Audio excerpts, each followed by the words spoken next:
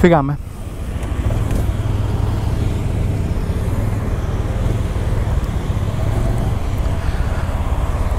Πώς θα καταφέρνω και μέσα στην Αθήνα και κάνω πάλι χώμα.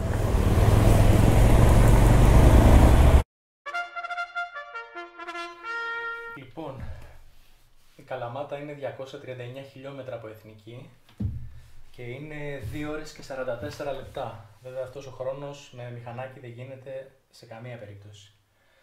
Και αν διαλέξω εγώ να αποφύγει τους αυτοκινητόδρομους, γιατί αυτό θα κάνουμε αύριο, λοιπόν, είναι 5 ώρες και 3 λεπτά, είναι δηλαδή 2 ώρες γεμάτες και παραπάνω η διαφορά.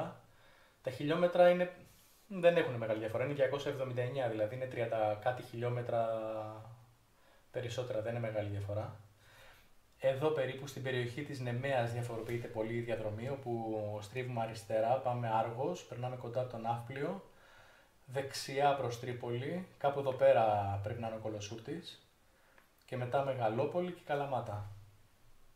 Χιλιομετρικά λοιπόν δεν έχει πολύ μεγάλη διαφορά, αλλά χρονικά έχει 2 ώρες και διαφορά, αλλά θα αξίζει. Λοιπόν, καλημέρα σε όλους. Μόλις μπήκε ο Νοέμβρης και φεύγω για Καλαμάτα. Είχα κάποιες δουλειές να κάνω από πέρσι, όλο το ανέβαλα.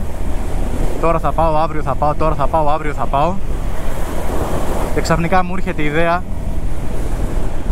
και λέω πήγαινε με το παπί να βγάλεις επεισόδιο. Ο καιρός είναι τέλειος, οπότε νομίζω θα περάσω άψογα. Φύγαμε.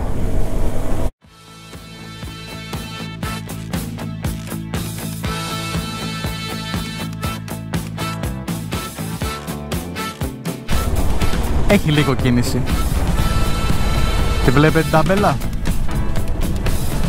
Μιλάμε, είμαστε στην Αθήνα, τώρα αφήνουμε την Αθήνα πίσω μας και έχουν βάλει πινακίδες προσοχή διέλευση αγριογούρουνων. Δεν θα ήθελα να διαπιστώσω τι θα γίνει αν πεταχτεί κανένα μπροστά μου τώρα με το παπί. Πλάκα πλάκα ή χωρίς πλάκα έχουν γίνει πολλά ατυχήματα και δυστυχήματα με αγριογούρουνα. Οι ειδικοί λένε ότι έχει αυξηθεί πάρα πολύ ο πληθυσμός του σε όλη την Ελλάδα, είναι διπλάσιος από τον κανονικό. Γίνεται ένας χαμός. Προκαλούν μεγάλες καταστροφές και στις καλλιέργειες βέβαια. Λοιπόν παιδιά, σηκωθείτε από καρέκλες, διβάνια, πάρτε σφεντώνες, τόξα, βέλη, να βγούμε όλοι για κυνήγι να επιδοθούμε σε ένα εθνικό πανελλαδικό μπάρμπεκιου αγριογούρουνου.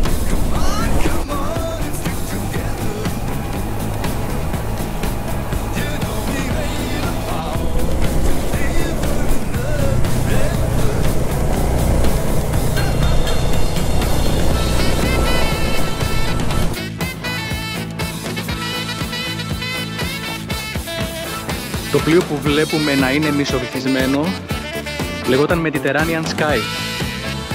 Στην περιοχή εδώ πέρα βρίσκεται από το 2003 όταν παροπλίστηκε, αλλά πήρε κλίση αμέσως και βούλιαξε. Ο πατέρας μου που ήταν ναυτικός μου είχε πει ότι το 70 και το 80 έκανε τη γραμμή Πάτρα Ιταλία. Και ότι ήταν φοβερό πλοίο, ότι ήταν πολυτελέστατο. Λοιπόν, αν δεν μας πατήσει ο τύπος με το φορτηγάκι, εδώ είμαστε. Κρέατα, για να δούμε. Να και το T-Max του αγοριού. Να το δείξουμε να πάρουμε σωστά μηχανάκι.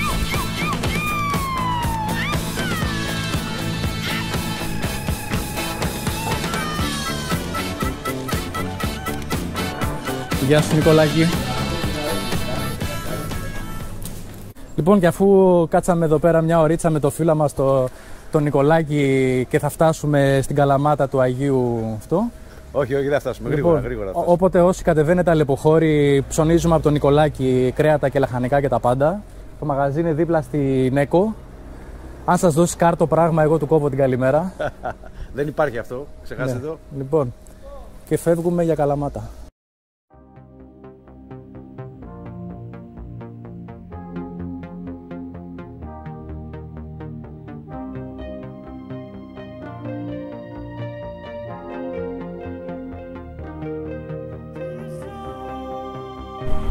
Λοιπόν, πλάκα πλάκα, φτάσαμε Ιστμό, έτσι.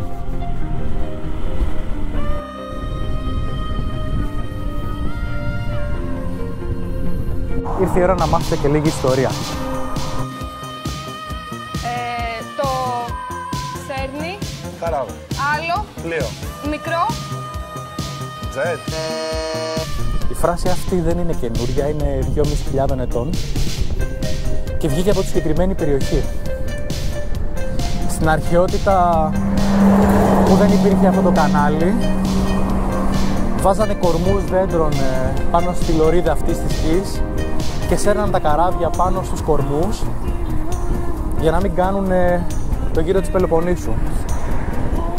Στη συγκεκριμένη περιοχή όμως υπήρχαν και τα λεγόμενα ιερά της Αφροδίτης, που δεν ήταν τίποτα άλλο αλλά πορνεία εξεψιονέλ.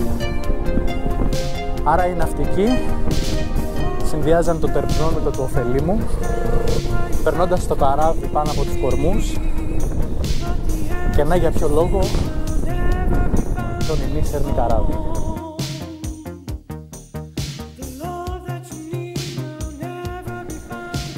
Αυτός ο δρόμος τώρα που ξεκινήσαμε μετά τους μήλους Αργολίδας, καθώς ανηφορίζει προς τα πάνω, είναι σίγουρος ότι αυτός είναι ο Κολοσσούρτης. Οπότε πάμε να δούμε αν θυμάμαι τίποτα.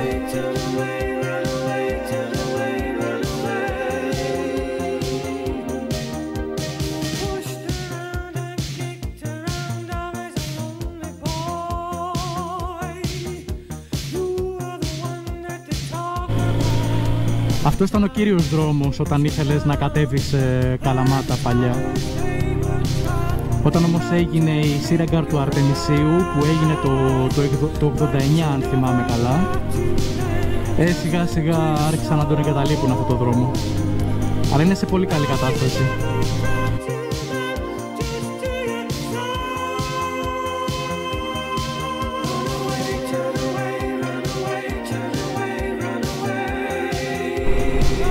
Αυτό το δρόμο το λέγανε Κολοσσούρτη, φαντάζομαι, επειδή ήταν πολύ αργός. Ενδεχομένως αν ήταν μπροστά σου κανένα αργό αυτοκίνητο να ήσουν από πίσω του και να σε έσαιρνε, που λέμε. Αν και η ονομασία Κολοσσούρτης είδα ότι υπάρχει από πιο παλιά. Είδα ότι υπήρχε ένα τραμ στην Αθήνα που λεγόταν Κολοσσούρτης. Είδα μάλιστα ότι τα πρώτα τραμ που υπήρχαν στην Αθήνα δεν είχαν κινητήρα, αλλά τα σέρνανε άλογα, όπου σαν οι φόρες οι επιβάτες κατέβαιναν. Κάποια από αυτά τα τραμ λοιπόν λεγόταν Κολοσσούρτης. Πάντως σήμερα κάθε άλλο παρά Κολοσσούρτης είναι αυτός ο δρόμος. Με μια μοτοσυκλέτα μπορείς να οδηγείς πολύ γρήγορα. Δεν έχει άσχημη χάραξη και ο τάπητας κάτω νομίζω ότι είναι μια χαρά. Σταμάτησα εδώ πέρα γιατί έχει κάποιο μνημείο. Να δω τι είναι.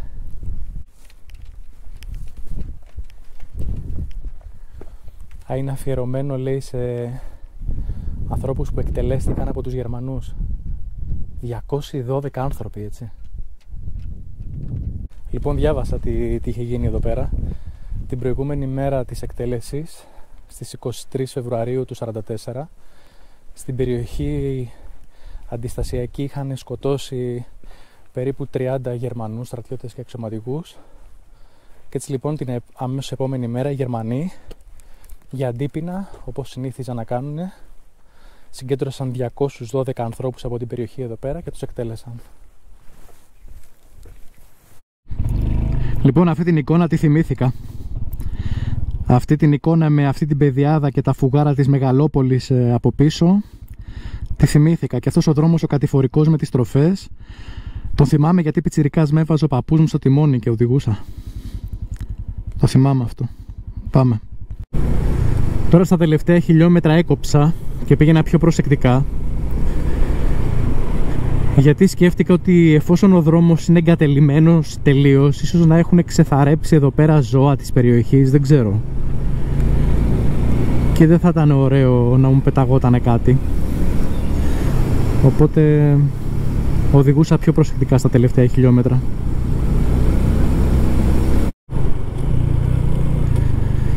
Λοιπόν, φτάνουμε Μεσίνη και τώρα το ερώτημα είναι ξενοδοχείο Μεσίνη ή Καλαμάτα.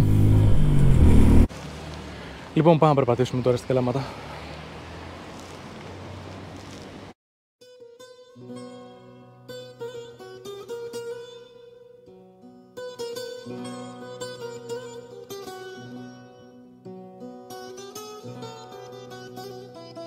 Αυτή η πλατεία εδώ, από εδώ και πάνω, λέγεται 23η Μαρτίου. Και αν αναρωτηθεί κανένας γιατί 23 Μαρτίου και όχι 25 Μαρτίου, γιατί η Καλαμάτα απελευθερώθηκε στις 23 Μαρτίου. Στη Μάνη η Επανάσταση ξεκίνησε πιο νωρίς, ξεκίνησε στις 17 του Μάρτη και έτσι η Καλαμάτα ήταν η πρώτη πόλη στην Ελλάδα που απελευθερώθηκε στις 23 Μαρτίου του 1821.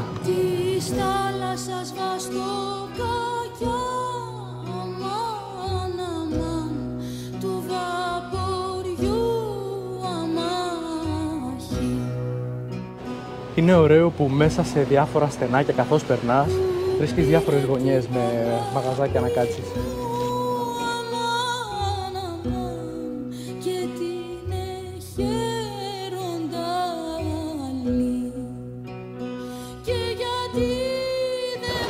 Για την Αθήνα που γκρινιάζουμε ότι έχει κίνηση κάθε χρόνο και περισσότερο, και εδώ πέρα που βλέπω τα πράγματα είναι πολύ χαλαρά γενικά, να παραθέσω απλά μερικούς αριθμούς. Η Καλαμάτα έχει γύρω στους 50.000 κατοίκους και η έκτασή της, από ό,τι διάβασα, είναι γύρω στα 250 τετραγωνικά χιλιόμετρα. Να μιλήσουμε τώρα για συνθήκες Αθήνας. Το Περιστέρι, ας πούμε, για παράδειγμα, έχει 130.000 κατοίκους, δηλαδή 2,5 φορές και περισσότερους κατοίκους από ό,τι έχει όλη η Καλαμάτα, και η έκταση του Περιστερίου είναι 10 τετραγωνικά χιλιόμετρα, δηλαδή 25 φορές μικρότερο από την Καλαμάτα. Μετά λέμε γιατί έχει κίνηση στην Αθήνα, αφού δεν έχουμε φαγωθεί ακόμα εντελώς μεταξύ μας. Πάλι καλά να λέμε. Λοιπόν, είναι 8 η ώρα, αλλά η πόλη έχει ξυπνήσει κανονικότατα. Αυτή είναι η γωνίτσα που θα κάτσω για το πρωινό μου. Εννοείται ότι δεν υπάρχει καμία χορηγία από τα μπισκότα ή από οτιδήποτε άλλο. Απλά είναι τα πιο ωραία μπισκότα. Αυτό είναι το μοναδικό σημείο στο μπαλκόνι που το χτυπάει λίγο ήλιος. Να πάρουμε λίγη βιταμίνη D.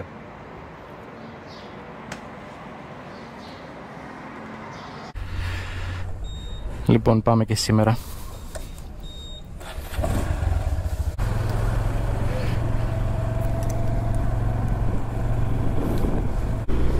Λοιπόν, θα πάω να ανάψω ένα καντιλάκι στον καπετάνιο. Θα περάσω να δω αν έχουν ρημάξει οι ελιές του και μετά θα ανηφορήσω για το χωριό. Δεν θέλω να σας τρομάξω. 2 ερωτήσεις θέλω να κάνω μόνο. Αφού ξέρουμε ότι αυτό είναι το τέλος, γιατί τρογόμαστε μεταξύ μας και γιατί αναβάλεις συνέχεια να ζεις τη ζωή που θες. Άμα βρω το κτήμα, Google Maps, βάλε Πινέζα, βάλε Πινέζα.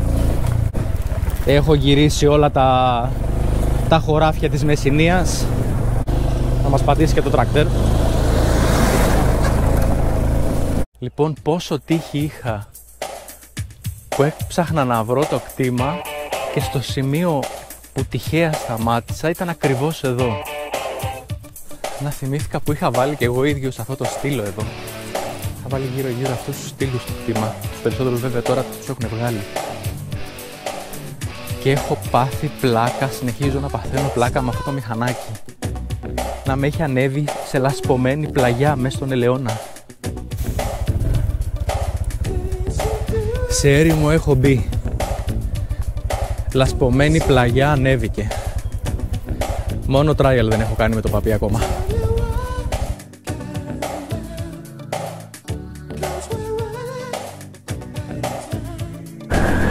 Λοιπόν, φτάνουμε σε λίγο στο Δόριο και από εκεί θα στρίψουμε δεξιά για να πάμε στο Ψάρι. Εδώ πέρα τα χωριά αυτά λεγόντουσαν Σουλιμοχώρια και υπήρχε ένα καθεστώς αυτοδιοίκησης περίπου όπως και στη Μάνη. Ήτανε περιοχές όπου τις απέφευγαν οι Τούρκοι. Έχει ενδιαφέρον η ιστορία, εν πάση περιπτώσει, αν τη διαβάσετε. Στο χωριό έχει μείνει μόνο μια θεία μου. Και παρόλο που έχουν φύγει όλοι τα παιδιά της, δεν φεύγει εκείνη, μένει στο χωριό μόνη της. Βέβαια άλλη πάστα ανθρώπων αυτή. Φτάσαμε στο ψάρι και από εδώ πέρα μπορείτε να συνεχίσετε ή να πάτε στην Έδα, στους καταράχτες ή στο ναό του Επικούριου Απόλλωνα. Το ψάρι είχε κάποτε πάρα πολλούς κατοίκους. Νομίζω πάνω από 1000 κατοίκους είχε κάποτε.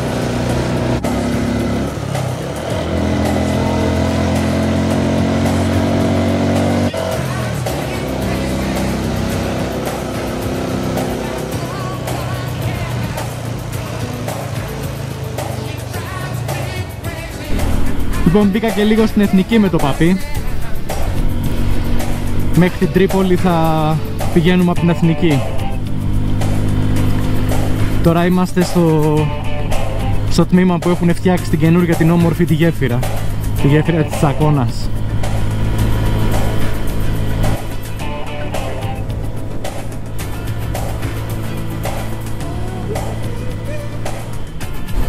Φτάνουμε Τρίπολη. Σε αυτή την έξοδο θα βγω.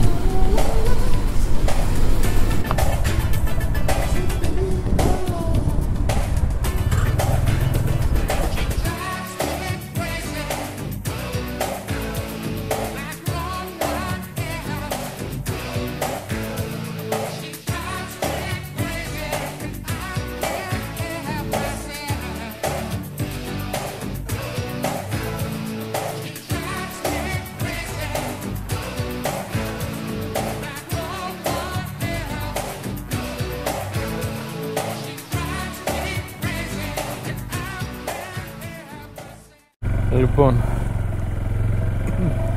άλλη μια στάση και επιστροφή στην Αθήνα.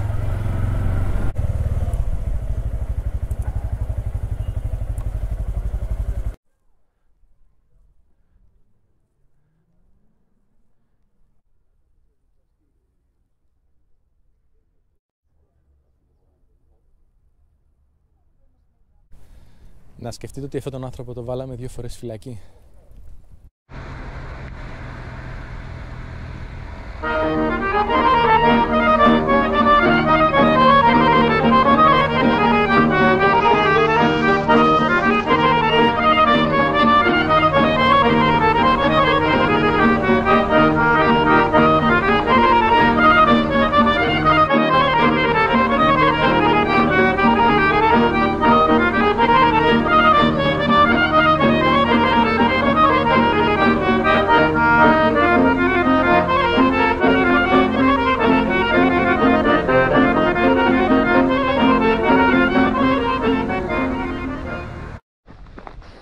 Στάση. Στον Κολοσούρτη είμαι πάλι, γυρνάω τώρα προς το Άργος και βγήκα 20 μέτρα εκτός δρόμου. Ξέρετε, όταν ταξιδεύεις από Εθνική μπορεί να φτάσεις πιο γρήγορα στον προορισμό σου, αλλά έτσι όμως σταματάς όπου θες και χαίρεσαι τη χώρα σου.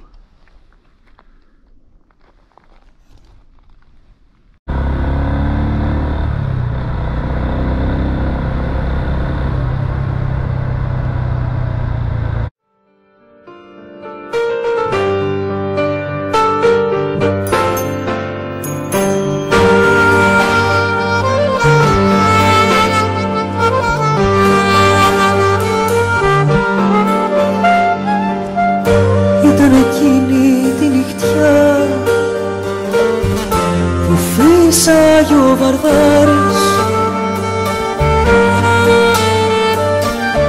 το κύμα η πλώρια κέρδιζε οριά με την οριά.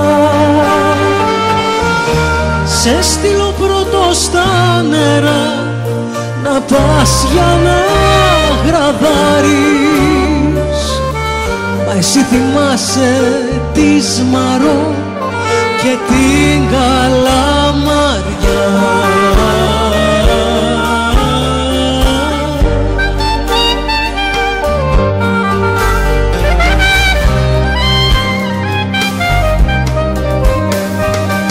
Ξέχασες εκείνο το σκοπό που λέγανε οι χιλιάνοι,